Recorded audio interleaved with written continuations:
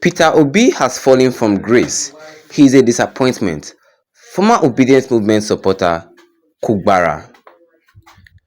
Good morning, everyone, and thank you for tuning in and listening to this headline that we got here this morning. As our headline for this morning says here that Peter Obi has fallen from grace. He is a disappointment. Former Obedience Movement supporter Kugbara. Hmm.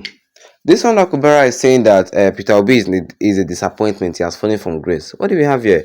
Well, international journalist and former supporter of the obedience movement, Duno Kubara, has expressed disappointment in the 2023 Labour Party LP presidential candidate Peter Obi, saying that he no longer living up to expectation.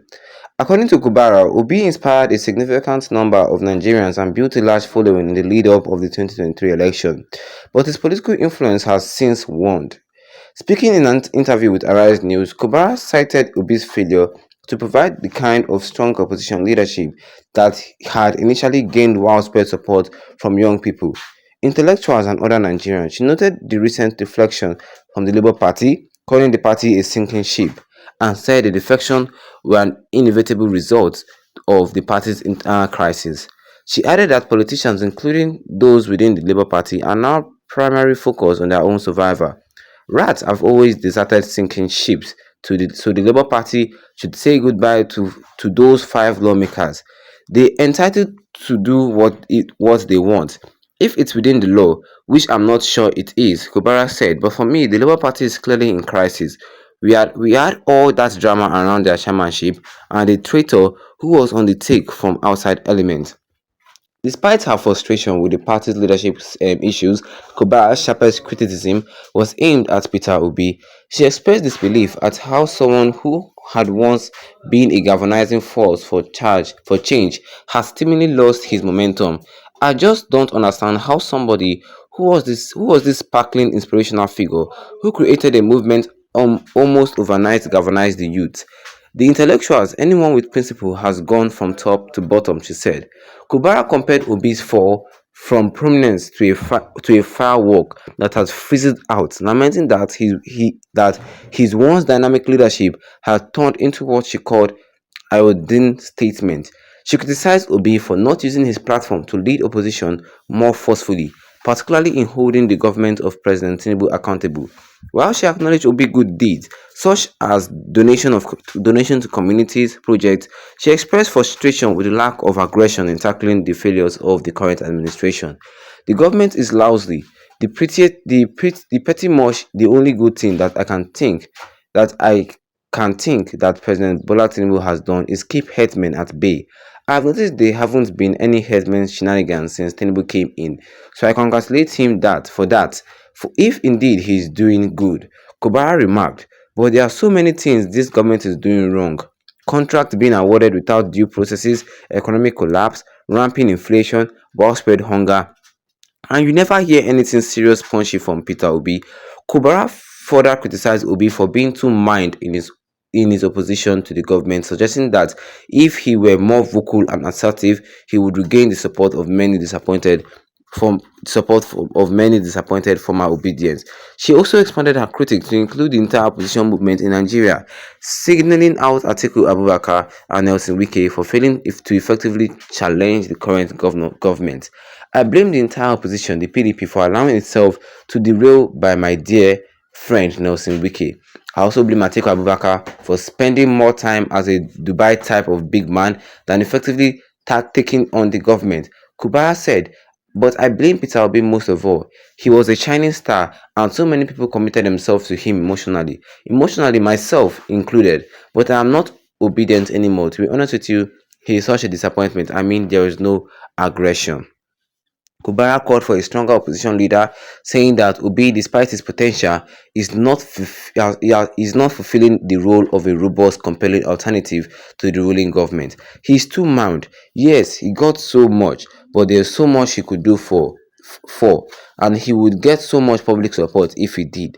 She concluded, "We don't want a weak opposition leader. He's the star of the show. Atiku and Atiku and PDP should also be doing more, but truly Peter Obi is the star opposition player and is not doing well enough." And that was all she said for us concerning this headline today this morning, which says that Peter Obi has fallen from grace. He is a disappointment. Former obedient movement supporter Kubara said this. Well, for everything that this woman said, I would say that she's wrong as hell. Yes, she wants Peter Obi to be an aggressive type of human being, to always tackle Tinubu, to always insult Tinubu when Tinubu do bad. No, Peter Obi does not have time for that. Peter Obi has done more good than Tinubu. Yes, if you want Peter Obi to be an aggressive type of human being, then you are wrong. Then that's not the Peter Obi that everybody wants. And besides, you and you are even in the Labour Party, what good did you do? So we don't actually need you. Yes, we don't actually need you. Some politicians now, ahead of 2027 election, all of them are running away from PDP, all of them are running away from Labour Party, just for ministerial position in the APC. And now this woman is saying that Peter Obi has lost his shine. That he's supposed to be aggressive. He's supposed to be insulting Tinubu when Tinubu makes mistake. He's supposed to be tackling Tinubu when Tinubu makes mistake. But Obi is not that type of person. Obi is a mind type of human being. He is focused on developing um, communities, uplifting people away from poverty. That is Obi's focus. And even people don't even see Obi as somebody who is so aggressive. Yes, Obi doesn't mean he doesn't talk too much. Doesn't mean he does not know what he's saying, or does not know what he's doing. So don't call Obi a weak opposition. Obi is not weak at all.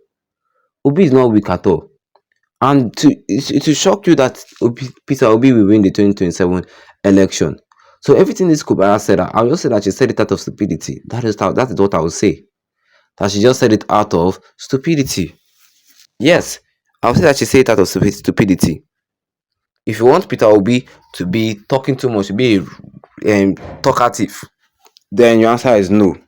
And we don't actually need you.